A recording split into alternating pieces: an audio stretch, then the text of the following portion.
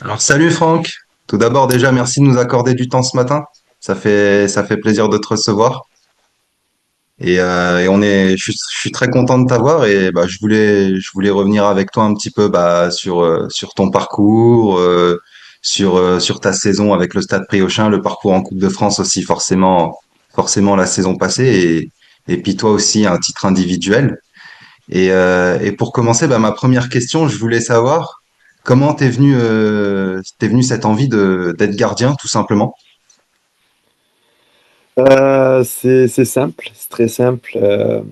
J'ai un grand frère et quand il fallait aller jouer au foot avec mon grand frère et ses copains, comme j'étais le petit dernier, le plus petit, ben, il me mettait dans la cage. Donc au début c'était un petit peu, j'étais assez dégoûté on va dire. Et petit à D'accord. petit je me suis pris au jeu, je commençais à faire des choses, des bonnes petites choses, je prenais du plaisir et finalement ben, quand il a fallu s'inscrire au foot à 6 ans. Et ben, naturellement, le fait de demander à être gardien, c'est venu tout seul. C'était naturel. Donc voilà, c'est grâce à mon frère et à ses copains, en fait.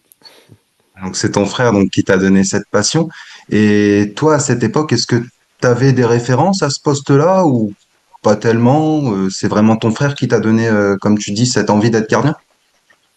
Ben, j'avais quand même des références parce que c'est un âge où je commençais à regarder des matchs, vraiment de manière vraiment intéressée, on va dire. Donc c'était en plein Euro 96, donc j'avais été marqué par le gardien de la République tchèque, je sais pas pourquoi. Il s'appelait Kuba. Donc je sais Oui. pas pourquoi, mais j'avais bien aimé, donc ça m'avait appuyé dans mon choix d'essayer de faire gardien. Et puis ensuite, par la suite, quand j'ai commencé vraiment à jouer gardien, à regarder de plus en plus de matchs à 8, 9, 10 ans, ma référence c'était Peter Schmeichel à Manchester. Donc, euh, donc voilà, on va dire les deux premiers gardiens qui ont été entre guillemets inspirants et qui m'ont donné envie. Et puis en plus, enfin, Peter Schmeichel, c'est quand même une belle référence. C'est Manchester United, c'était le Danemark, c'est une légende quoi du poste. Bien Donc sûr, bah, bien t'as sûr, pas t'as bien pas sûr. pris le pire. Et Ouais, bah, je ouais. voulais savoir. Je voulais savoir aussi parce que bah au fil des années, bah t'es bien placé pour en parler. Bah t'as vu l'évolution du poste du gardien. Quand je vois qu'aujourd'hui, bah par exemple, un gardien, on demande d'avoir une très bonne relance au pied, de jouer quelquefois comme un quatrième ou cinquième libéro, ça dépend des systèmes de jeu. Est-ce que toi, au fil des années, t'as dû modifier ton jeu ou on t'a pas demandé ou comment ça s'est passé pour toi l'évolution du poste de gardien de but tout simplement? Eh ben, si j'ai dû évoluer, j'ai dû modifier certaines choses bah, qu'on m'a apprises au centre de formation. Mais c'est normal parce que le poste, comme tu dis, il a évolué. On peut pas rester C'est clair. fixé, figé sur quelque chose. Et je pense que le poste de gardien, c'est le poste qui a le plus évolué dans beaucoup de domaines. Là, voilà, comme tu dis, on demande au gardien d'être le plus complet possible. C'est pas facile parce que je pense être la génération vraiment qui a connu ce changement à 360 degrés quasiment sur certains points parce que moi quand j'ai commencé c'était limite au pied, c'était si t'es embêté tu cherches devant, tu te prends pas la tête et à aujourd'hui ou récemment ben non non on la jette pas, on essaye de trouver des solutions courtes. Euh, c'est voilà, c'est vraiment deux salles, deux ambiances en 15 ans de temps. C'est pas facile. C'est pas facile de s'adapter parce que toi, on t'a préparé, on t'a formé, tu as pris tes habitudes sur tes premières années pro, on va dire, où la relance était secondaire chez un gardien. C'était simplement un plus jusqu'à un moment où bah, c'était devenu un critère, en fait. Voilà. Donc moi, j'ai été formé la période où c'était un plus et aujourd'hui, c'est un critère, donc il faut s'adapter. On- on- Malgré l'âge, on est là pour aussi, on peut toujours progresser, on peut toujours évoluer. Donc faut savoir ce dont on est capable de faire. Faut pas dénaturer son jeu parce que ben, si on te demande des choses que tu es incapable de faire, c'est compliqué. Donc, mais c'est quand même aux joueurs de s'adapter. en C'est fonction vrai. du projet de jeu aussi, de la manière de jouer du coach. Il y a plein d'éléments qui rentrent en compte. Et, mais bon, pour moi, un gardien doit d'abord ne pas prendre de but et, euh, et être efficace avec ses mains dans un premier temps. C'est ma vision du poste, mais il faut C'est vrai avoir parce envie. qu'on nous. Non, je t'en prie, je t'en prie. Oui, il faut avoir juste envie, l'envie aussi d'évoluer, de progresser, de se dire bah, pourquoi pas, même si c'est quelque chose que j'ai pas appris dès le début, euh, bah, il n'est jamais trop tard pour évoluer, ne serait-ce qu'un peu. Oui, mais oui, bah, c'est vrai parce qu'on oublie souvent parce que bah le gardien de base, il est censé arrêter les ballons, sauver les buts et maintenant oui bah comme tu l'as dit juste avant, c'est vrai qu'il y a eu une bascule à un certain moment. Je pense que ça a été l'effet Barça Pep Guardiola qui a fait qu'il a révolutionné un petit peu ce poste, ce qui fait que bah par la suite et les saisons après, on a demandé un peu plus au gardien et c'est vrai que bah quand on regarde toi, tu arrives à peu près dans ces périodes-là où tu sors. Donc, bah, forcément, tu es arrivé, tu avais appris quelque chose en centre de formation. Et dès que tu arrives au haut niveau, enfin, on te fait réapprendre autre chose. Donc, c'est vrai qu'il y a eu une certaine bascule. C'est vrai que tu fais bien de le préciser. Et, euh, et oui, non, c'est pas faux dans ce que tu dis. C'est une bonne analyse. Et bah, j'avais aussi une autre question parce que vous, les gardiens, vous êtes souvent amenés à travailler les tirs au but. Je vois souvent, tu sais, des gardiens, je sais pas si toi tu fonctionnes comme ça, mais tu sais, qui ont la bouteille ou la gourde avec les côtés où les joueurs tirent pour la plupart du temps. Est-ce que toi, tu travailles comme ça? Est-ce que toi, tu analyses les tireurs, les pénaltys? Tu as une manière de travailler? Ou tu vas comme certains, un peu plus à l'instinct, un peu plus au feeling? Je les travaille plus, je les travaille plus, D'accord. tout simplement, parce que pour moi, dans un premier temps, c'était important avant chaque match de connaître les potentiels tireurs avec leur pourcentage de réussite sur tel côté, etc. Donc c'était surtout quand j'étais à Orléans avec le coach des gardiens, on avait le matin du match ou la veille, on avait un petit montage sur les points forts adverses, vraiment précis sur le poste de gardien en plus du boulot collectif.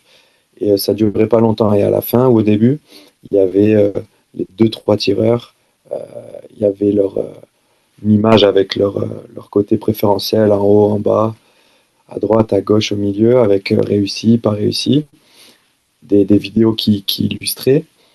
Et cette année-là, donc on les avait bien étudiés, on était vraiment bien coordonnés et on concède 10 pénalties et j'en arrête zéro cette année-là. D'accord. Ça me rendait fou parce que en fait, tu te dis mais je sens rien, je sentais rien et Ouais, c'était frustrant parce que je me disais ben pourtant on fait tout bien. Et l'année d'après, je lui dis écoute, c'est quoi, on va faire un truc. Je veux plus avoir d'image des pénalties. Je m'en fous, tant pis. De toute façon, je peux pas faire pire. 0/10 en un an, c'est pas possible. Et donc on fait ça, on en concède bien moins, on doit en concéder 4 peut-être sur la saison et je dois en arrêter 2. Je dois en d'accord. arrêter 2, donc 1/2, sans étudier, en ressentant le moment du match et tout. Et du coup, j'ai dit, écoute, on va rester comme ça. Et moi, j'ai continué comme ça jusqu'à maintenant. Et, euh, et quand on a fait l'épopée en couple l'année dernière, où on a eu 2 séances de pénaux, euh, ou même en championnat, il y a eu quelques pénaux, j'ai toujours dit au coach des gardiens, moi je veux pas d'image, je veux rien voir. Et même j'avais fait une interview dans un journal et il m'avait dit alors comment tu travailles tes pénaltys? J'ai dit je les travaille pas. Et ça paraissait étrange, ça paraissait bizarre ou même amateur, très amateur. Et je disais mais non parce que finalement il n'y a pas de vérité parce qu'on gagne 2 fois au pénal en Coupe de France. Donc moi aujourd'hui c'est quelque chose qui fonctionne plutôt bien. Aujourd'hui les tireurs sont capables de tirer partout. C'est vrai. J'en C'est suis vrai. arrivé à cette conclusion parce que tu vas avoir un tireur, les 5 derniers les a tirés à gauche, il va pouvoir tirer à droite ou au milieu. Ça, c'est indéniable, ça n'existe plus, le tireur qui a son côté et qui ne le bouge pas de sa carrière. Oui, Maintenant, c'est vrai. les joueurs sont capables de frapper fort, de frapper où ils veulent et avec une course d'élan qui est très difficile à lire. À la rigueur, moi, je vais étudier plutôt les courses d'élan que la finalité du penalty. Contre Annecy, j'avais regardé 2-3 penalties juste pour voir la course d'élan, pas plus. 2-3 penalties, histoire de voir un petit peu si c'était des joueurs qui mettaient un temps d'arrêt, si c'était des joueurs qui allaient tout, sans temps d'arrêt, justement. Et toi, ça te permet d'être patient ou ne pas partir trop tôt. Voilà, c'est juste ça aujourd'hui qui pourrait être une piste à creuser.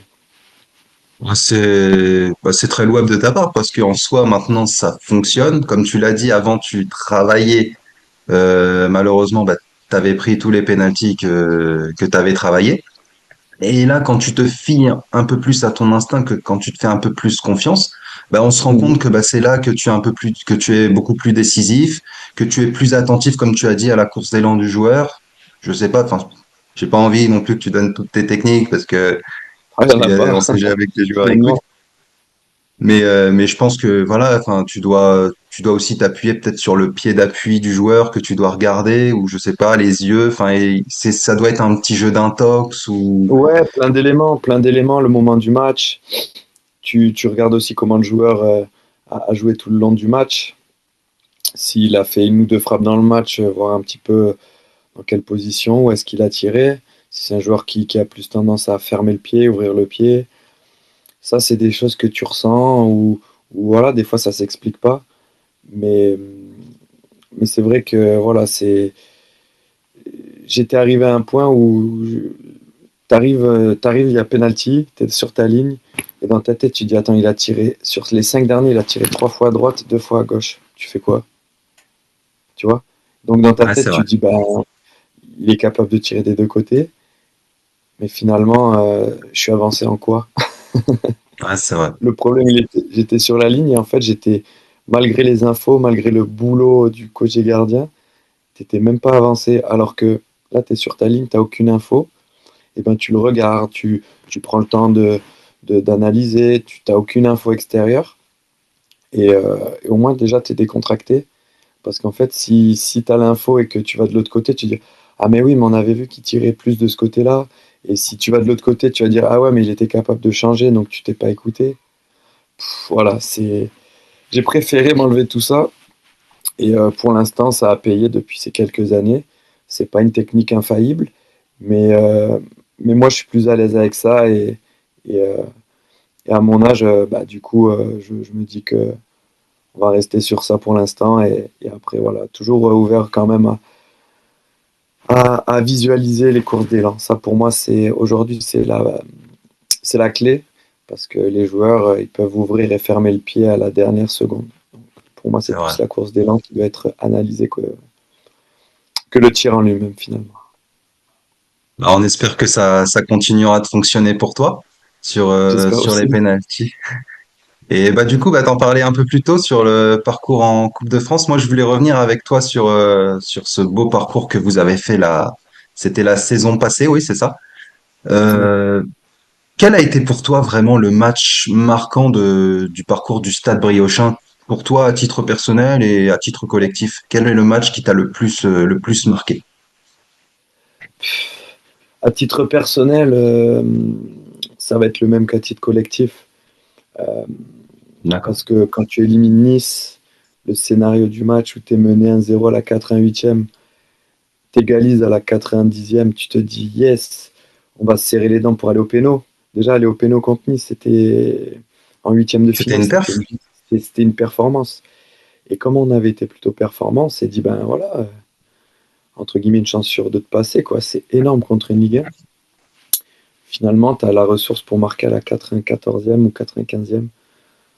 Tu retournes le match en 5 minutes alors que tu n'as rien eu de la partie, que Nice était supérieur à toi.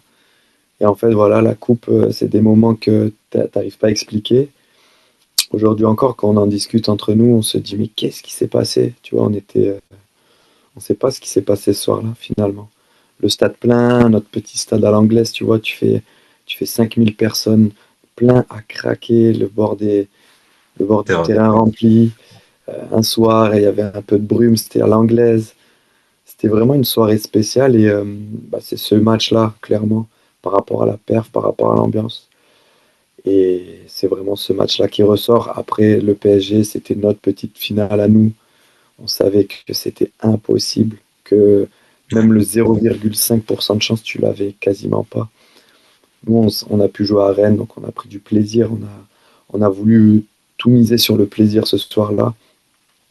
Mais contre Nice, dans notre stade encore et tout, c'est vraiment ce soir-là où il s'est passé un truc et j'avais jamais ressenti ça dans ma carrière, tu vois. Et le lendemain matin, tu nous aurais vu, on savait pas ce qui s'était passé. On était sonnés encore, tu vois. On se regardait tous dans le vestiaire, on se disait, mais qu'est-ce qui s'est passé hier soir, quoi. Donc, mais voilà, c'est un souvenir incroyable. Et comme il disait le coach, c'est un souvenir qui, malgré tout, va nous lier à vie, quoi. C'est-à-dire C'est vrai. les gars que tu vas revoir dans un an, les gars que tu vas revoir que dans 10 ans, et ben, tu es lié à vie avec eux grâce à ce moment, grâce à la saison dernière et cette épopée, quoi. C'est vrai, c'est ouais, bah, c'est aussi pour ça qu'on aime la Coupe de France, parce que Exactement. bah, il y a la magie qui opère, comme tu l'as dit, un petit stade, des supporters, l'équipe amateur qui est, enfin pas amateur, mais l'équipe, le petit poussé qui est mené et contre la Ligue 1 et qui arrache la victoire à la fin, au bout du bout, qui joue crânement sa chance. C'est aussi pour ça qu'on aime la Coupe de France et qu'en général, on est toujours plus derrière l'équipe qui est dans les catégories inférieures que pour le club de Ligue 1. C'est ces images-là aussi qu'on aime voir en Coupe de France. Et c'est vrai qu'on a adoré vous voir faire ce beau parcours. Enfin voilà, on a senti une certaine magie derrière vous. Est-ce que vous aussi vous avez ressenti un engouement déjà en Bretagne, j'imagine, mais à travers la France? Oui, déjà, quand on a commencé à sortir Le Havre en 32e, déjà, il y avait du monde, il y avait quelque chose, tu vois, qui s'était créé. Parce que le tour d'avant, tu sors Saint-Malo au péno, dans le derby, on va dire. C'était l'équipe qui était première à l'époque de notre poule, invaincue depuis, je sais pas si c'était pas 8 ou 9 mois. Donc déjà, on avait fait une belle perf. On s'offrait les 32e contre Le Havre, une Ligue 1. Déjà là, on avait commencé à sentir que les gens étaient là, étaient derrière. Et ce match-là, on avait été très bon, très très très bon. On a senti que les gens s'étaient pris au jeu, finalement. Et bah, derrière, tu sors, que je te dise pas de bêtises, tu sors Annecy et Nice, tu vois. Donc, Annecy, oui. ouais, tu offres trois gros matchs à ton public en 3 mois, quoi. Donc, on a senti les gens en ville qui, déjà, qui étaient contents, qui te croisaient dans la rue, qui te saluaient, qui étaient contents de te saluer. Des campagnes de pub, plein de choses qui ont été mises en place. Voilà, donc c'est vrai que ça a pas mal fait parler de nous. Et après le match de Nice, là, ça a pris une ampleur, on va dire, nationale, clairement. Parce que tu sors Le Havre en 32e, bah, il y a eu beaucoup d'autres surprises. Le Havre, à ce moment-là, était pas bien, était un peu négligé par tout le monde. Et finalement, ils se sont sauvés. Donc Oui, ça c'est prouve que vrai. notre perf, elle n'était pas anodine non plus. Tu sors Annecy, qui était en position de barragiste à ce moment-là, Oui, oui, c'était bien. mais c'était une Ligue 2, donc les gens vont dire ouais, belle perf, mais ouais, ils sortent une Ligue 2 au penalty, c'est très bien, mais c'est pas non plus le truc de l'année. C'est vrai. Même si Annecy, c'était peut-être jusqu'à jouer Nice, c'était le match le plus dur, Bah, franchement. surtout qu'ils éliminent l'Olympique de Marseille l'année d'avant en Coupe de France. Faut pas le Oui, voilà, négliger par non plus. exemple. Ouais. Mais les gens, voilà, ils voient Annecy, et ils se disent oui, c'est une bonne équipe de Ligue 2, mais vous les sortez au péno, c'était un match très moyen techniquement parce que notre terrain n'était pas terrible et que bah, nous, on a quand même bien joué crânement notre chance et on voulait Ah aller oui? là au penalty ou bien arracher la victoire de justesse. Et après, tu joues Nice et comment ça se passe? Ben là, ça a créé au niveau national un engouement. Et en plus, quand tu prends le PSG derrière, là, les semaines qui ont précédé le match, ça allait dans tous les sens, tu vois. Donc, on a Ah senti oui, oui. crescendo. On était content que surtout localement, sur Saint-Brieuc ou même en Bretagne, bah, les gens étaient derrière nous, tu vois. Même encore aujourd'hui, quand on est allé faire 3-4 matchs de Coupe de France cette année, un petit peu en Bretagne, ben, les gens nous ont dit bah, l'an dernier, on était à fond derrière vous, on a suivi ça, donc c'est un plaisir de vous recevoir aujourd'hui en Coupe. alors qu'on est allé jouer dans le Finistère, dans le Morbihan euh, et dans l'île-et-Vilaine. Donc, c'est pas notre département, mais les gens ont suivi et nous ont soutenus, tu vois. Donc, euh, donc, ouais, ça a créé quelque chose. Ça a permis aux gens de parler un peu de Saint-Brieuc. Et en plus, derrière, on monte. Donc, C'est vrai. ouais, ouais, on a été pas mal soutenus, comme on était le petit poussé, euh, le petit village de Gaulois, tu vois, le petit village d'Astérix. C'est vrai. Ouais, L'irrésistible gaulois qui résiste encore à exactement. l'envahisseur. On n'a pas des moyens, le club n'a pas des moyens de fou, n'a pas des moyens illimités, que ce soit financièrement, que ce soit en terrain, en logistique, comment dire, en infrastructure, pardon. Et ben, le club, il se débrouille et c'est ça qui a fait parler, c'est que malgré tout, avec un peu d'huile de coude, un peu de dépassement de fonction de chacun, on arrive à faire des choses sympas, quoi. Mm. Non, mais c'est vrai que vous aviez attisé la sympathie de tout le monde. Enfin, tout le monde, je parle pour moi, mais enfin, je pense que tout le monde, c'était un peu le cas pour tout le monde. On avait tous envie de vous voir aller au bout. Moi, j'avais envie, Ouais. perso, de vous voir au Stade de France et de kiffer avec vous. Mais voilà, je sais que la marche était malheureusement trop haute. Est-ce que d'ailleurs, Alors, pour vous, même si je sais que c'est super de recevoir le PSG, mais est-ce qu'il n'y a pas eu quand même cette petite déception? De se dire, ah, on aurait voulu affronter quelqu'un d'autre pour avoir cette chance peut-être d'aller plus loin? Non, pas spécialement. non, non, parce que tu arrives en quart de finale, c'est déjà inouï, c'est déjà inouï. Oui, Et, euh, et nous, on préférait prendre le PSG, pouvoir remplir le Roazhon à Rennes. On a fait quasiment 30 000, c'était parfait, tu vois. On a pu rassembler tous nos proches, toute notre famille. Tout le monde est venu, tout le monde est venu à Rennes. Alors que tu aurais pris une équipe, tu te fais sortir par exemple par Dunkerque, qui, sans manquer de respect, est une très belle équipe, mais ça reste entre guillemets une équipe de Ligue 2. Ben, tu te fais sortir par Dunkerque en oui, quart en ayant sorti Nice avant, et ben tu sors, t'es frustré, tu vois, Cannes s'est fait sortir en demi par Reims. J'ai vu la demi, c'est vrai. Cannes est vraiment pas passé loin. Et ben Cannes, je pense qu'il est sorti frustré malgré une demi, plutôt que nous, malgré le fait qu'on ait fait un tour de moins, où en fait tu te fais sortir par le champion d'Europe qui en met 5 en finale de Ligue des C'est vrai. Champions. Finalement, t'as réalisé une épopée où en huitième tour, tu sors une équipe première de ta poule qui a gagné tout le monde. Le tour d'après, tu me sors une Ligue 1. Le tour d'après, tu sors une équipe de Ligue 2 Ligue 2. qui lutte pour monter en Ligue 1. Donc une équipe largement au niveau de Ligue 2 à ce moment-là. Et derrière, tu sors Nice qui à ce moment-là était encore en Coupe d'Europe. Tu dis, Oui. attends. Donc en fait, on a une épopée crescendo, tu vois. Et on s'est dit, parce que tu tires Dunkerque, ils ont plus de. Même si tu as sorti Nice, ça veut rien dire, hein. Ils ont beaucoup Hmm. plus de chances de t'éliminer. Comme on n'aurait pas pu jouer chez nous dans notre petit stade à l'anglaise, eh ben, Oui, ça c'est aurait vrai. réduit encore plus nos chances, tu vois.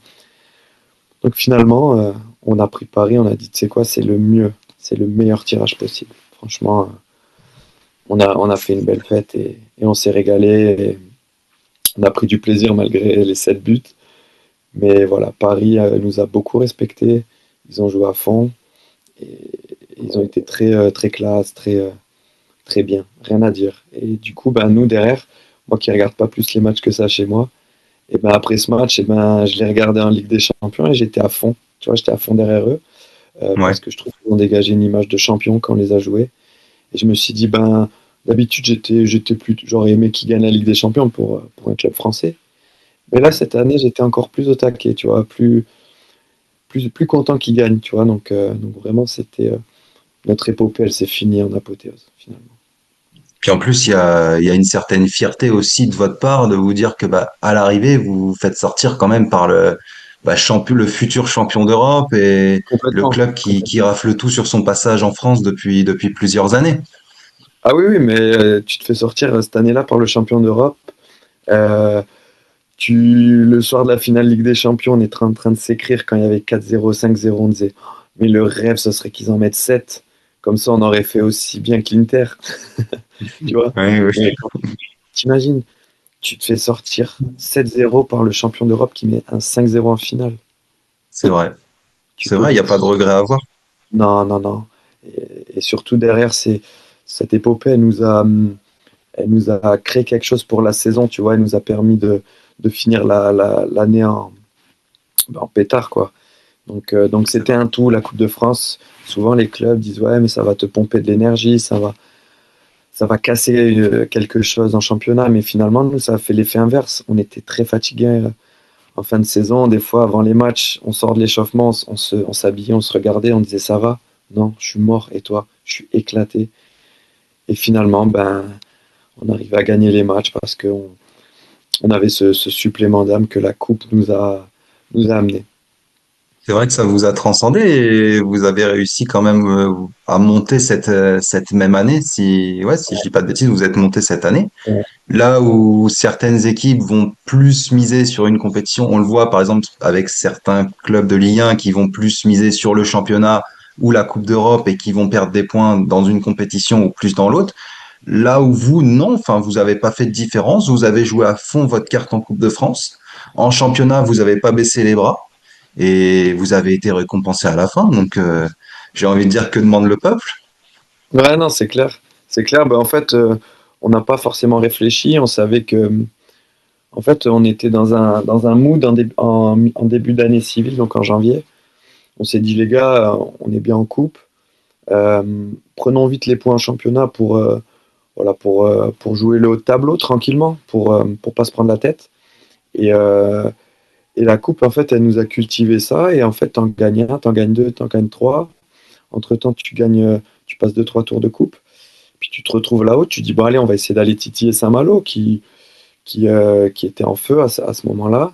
Tu vas aller gagner chez eux après avoir éliminé Annecy le mercredi. Donc, tu fais une semaine où tu sors Annecy et tu vas gagner à Saint-Malo au championnat.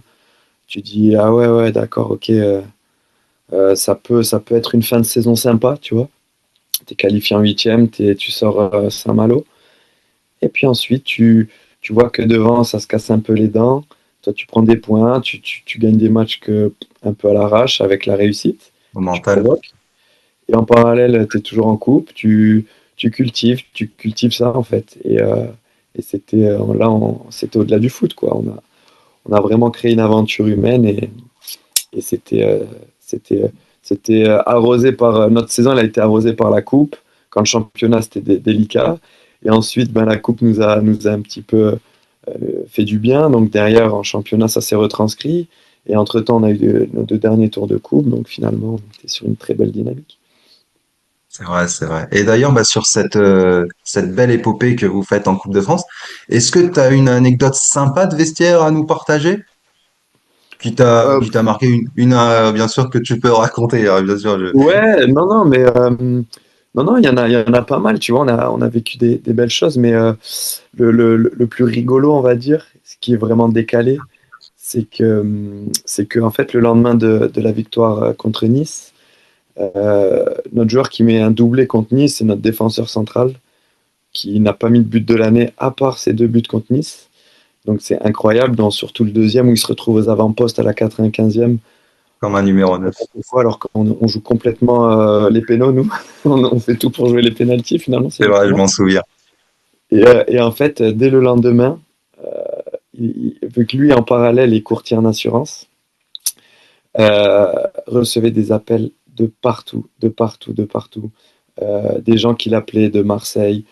Et merci d'avoir éliminé Nice, merci, ciao, ciao. Et voilà, il a reçu des appels et des appels et des appels parce que du coup, lui a un profil professionnel, Ouais, profil LinkedIn. Donc les gens pouvaient récupérer son numéro. et Et, le euh, contacter. et en fait, il avait des appels tout- toutes les 5 minutes. Et il nous disait, ben, aujourd'hui, on m'a appelé de Marseille pour me féliciter d'avoir éliminé Nice parce que Nice et Marseille, c'est un peu la guéguerre. Voilà, Et donc la rivalité. donc nous on était morts de rire d'entendre ça. Et quand il répondait pas, les gens laissaient des messages vocaux, donc il nous faisait écouter les messages et on s'est dit mais t'imagines, c'est fou et pareil, ça c'est un truc. Tu revois ce gars dans 20 ans, tu le croises, tu lui dis ah salut, enchanté et tout, et tu dis ah mais du coup c'est toi qui as mis le doublé contre Nice. Et en fait c'est quelque chose ça y est, c'est fait, il pourra jamais passer à Je côté de ça. m'oublie. C'est lui qui a un petit peu éliminé Nice ce soir-là. Et ces anecdotes, elles sont marrantes, quoi, parce que ça dépasse le foot. Et ce que le foot peut engendrer, tu vois, parce que c'était que des appels de sympathie, tu vois, c'était C'est des appels sympathique. rigolos. Donc c'est cool que le foot puisse dépasser juste cette fonction de sport et que ça puisse créer des choses, un peu de rivalité, un peu de chambrage, un peu d'humour. Donc là, c'était C'est bon vrai. enfant. Donc, du moment où c'est bon enfant, tu vois, c'est plaisant, c'était rigolo. Donc c'est une des anecdotes C'est un une peu belle ça. anecdote. Puis on préfère en soi quand ça se passe comme ça plutôt Oui, oui. que quand il y a de l'hostilité. C'est toujours plus sympa. C'est que du Non, foot, c'est que du chambrage. Faut pas l'oublier, bien sûr. non. Et puis à chaque fois, les trois clubs pro qu'on a éliminés, tu vois, c'est des, c'est des clubs qui ont joué le jeu, qui ont été très respectueux malgré la défaite, tu vois. Ça, faut le souligner aussi parce que des fois, tu élimines des équipes et sont tellement fâchées, tellement frustrées qu'elles négligent et tout, alors que là, les trois clubs nous ont félicités, ont laissé la recette, nous ont laissé des maillots et n'ont pas eu d'attitude hautaine ou irrespectueuse. Donc, ça aussi, il faut le souligner parce que c'est pas facile quand tu es Faut un le club dire. de Ligue 1 de te faire sortir par une N2. En plus, contre Nice eux aussi, je pense qu'ils n'ont pas trop compris ce qui leur est arrivé ce soir-là. Mais, mais du coup, ils ont gardé le respect et ça, ben, faut le souligner, tu vois, parce que des fois, tu vas dans des clubs moins huppés et ils te prennent un peu plus de haut, alors que là, les clubs nous ont quand même respecté de A à Z. C'est vrai. C'est bien parce qu'il faut le dire aussi quand ça se passe comme ça Ouais. et c'est louable aussi de ta part de le dire. Et j'avais aussi ma dernière question avant de te laisser parce que je sais que voilà, t'as aussi tes occupations. Moi, je voulais juste savoir, ma dernière question, c'était c'est quoi ton plus beau souvenir entre ce parcours en Coupe de France et ton titre de meilleur gardien du tournoi du Festival de Toulon en 2011? Ah, t'es bien renseigné parce que ça commence à dater. Oui, Euh, honnêtement, c'est dur. C'est dur parce que, et même je peux te citer d'autres bons souvenirs parce qu'en fait, une carrière, c'est long mais à la fois court parce que aujourd'hui j'ai bientôt 36 ans et en fait, à chaque étape de ta carrière, tu as des âges différents, tu as des attentes différentes, tu as des chemins de vie aussi différents en parallèle du foot, tu vois. Et en fait, en fonction de ce que tu as vécu au foot, les bons et les mauvais moments, eh ben, tu vas peut-être, quand tu es plutôt en fin de carrière, apprécier vraiment, savourer quand tu sais, quand tu sens que c'est un bon moment, que c'est un moment que tu revivras peut-être plus, tu vois, le quart de finale en Coupe de France contre Nice à 36 ans, franchement, c'est sans doute et c'est peut-être mon dernier, tu vois, parce que ben, ouais, il me reste pas 10 ans à jouer et c'était à 35 ans mon premier. Donc tu sais que c'est délicat d'arriver en quart de finale de Coupe de France. Donc ben du coup, tu le savoures ce moment, cette épopée, tu la savoures. Le titre de meilleur gardien à Toulon, je l'ai savouré, je l'ai apprécié, c'était devant ma famille et tout, mais j'avais 21 ans, donc inconsciemment, tu te dis, bon, c'est bien, mais c'est une étape parmi tant d'autres, tu vois, dans ton évolution.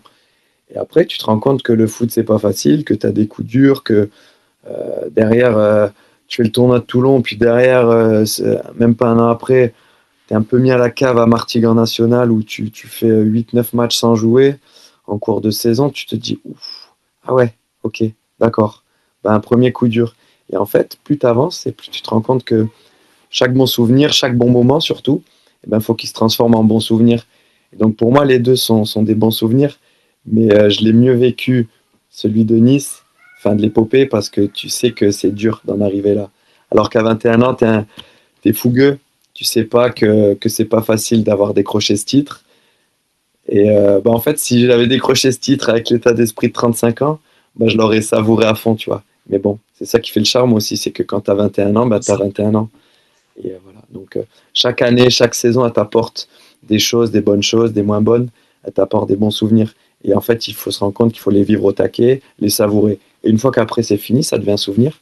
Et quand t'en parles, quand t'y penses, pardon, et ben tu te dis ouais, c'était cool. Et c'est ça qui nourrit ta carrière finalement. Parce qu'à notre niveau, national, même Ligue 2, National 2, et ben, il faudra que tu ailles travailler après ta carrière, que tu te reconvertisses, que tu trouves une nouvelle voie où tu t'épanouis et tu gagnes ta vie. Et, euh, et du coup, ben, les bons moments, faut que tu les aies bien ancrés en tête et que quand tu y penses, ça soit ah ouais, j'ai bien kiffé, j'ai bien profité. Et quand tu arrêtes, tu sois en mode ben, j'ai tout donné et je retiens que le bon, quoi. Je le vois Ah comme bah ça c'est aujourd'hui. c'est une belle façon de voir les choses et c'est j'ai envie de dire c'est la meilleure des conclusions possibles que tu pouvais faire. J'aurais pas pu rêver mieux. Bah écoute, tant mieux. Bah Franck, bah je te remercie beaucoup pour ton temps. Merci à Merci toi, à toi Johan. Merci. et bah je te souhaite bah déjà des bonnes fêtes pour commencer et de bien profiter en famille et bah Ouais. également si je peux te souhaiter une deuxième bonne partie de saison avec le Stade Briochin et de tout exploser, de nous faire une remontada au classement, bah, vous nous rendrez le plus fiers possible Eh ben et on merci. kiffera et j'espère qu'on kiffera encore avec vous. Eh oui, ben il n'y a pas de raison. On va tout donner en tout cas. Merci beaucoup en tout cas. Et puis passe de bonnes fêtes à toi aussi et de bonnes vacances. Bah, c'est gentil, Franck. Je te remercie et à la prochaine. Allez, salut Ciao, Johan, à ciao. bientôt. Ciao, Salut, ciao, à ciao. bientôt.